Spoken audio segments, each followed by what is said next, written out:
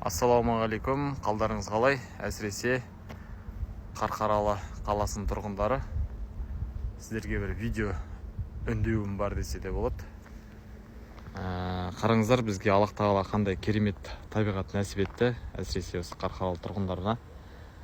Негізі жаздың күні таза ауа, орман, тау, сондай әдемі табиғат.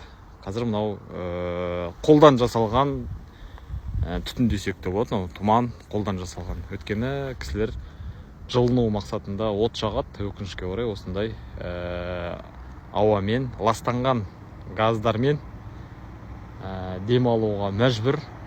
Енді бұл жағдайдан шығатын бір жолы бар. Егер газбен жұмыс істейтін пештер орнатсаңыздар, газбен үйді жылытсаңыздар, енді мұншалықты болмайды түтін. Сол үшін мүмкін да ол бір қаражат шығар, мүмкін бір қандай да бір кісілер айтатын шығар, қазір біздің миллиондаған ақшамыз жоқ оны орнатуға деп. Бірақ енді аз-аздан әрекет жасауға болады.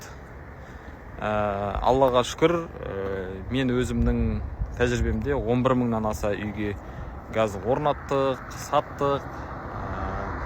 11 мың дегеніміз кішігірім бір қала. Неге осы Қарқаралы халқы жабылып, жарысынан көбі егер газ орнататын болса, мынандай болмаушы еді. Қараңыздар. Сол үшін арнайы бір бағдарлама жасайық, қандай да бір арзан жолын іздестірейік. Давайте хабарласыңыздар, мүмкіндігің барынша арзан қылып, тиімді қылып жасап беруге әрекет жасайық. Өйткені мынау табиғатты сақтап қалмасақ болмайды. Егер қызық болып жатса, хабарласыңыздар, қолдан келгенше көмек берейік. Тек осы табиғатты сақтап қалу мақсатында ғана.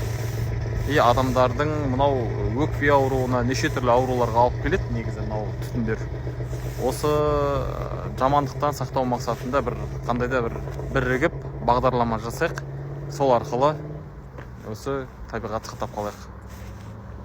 Сәттілік барлығыңызға.